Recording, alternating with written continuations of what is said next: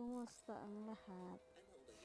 Eto na naman ako habang tulog yung mga nagpapatulog ng bata.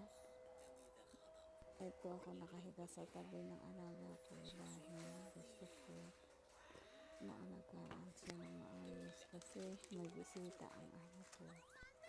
Kumusta mga mare?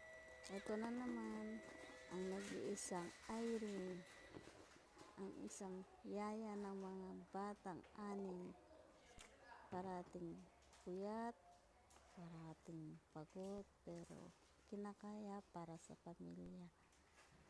Habang nakaupo ako dyan, nagkakape ako kasi nga walang laman ng magdamag na hindi ako kumain dyan kasi nga nagda-diet daw ako. Pero hindi naman ako makapag-diet kasi nga talagang mataba na pala ako. Kaya mahirap yung hindi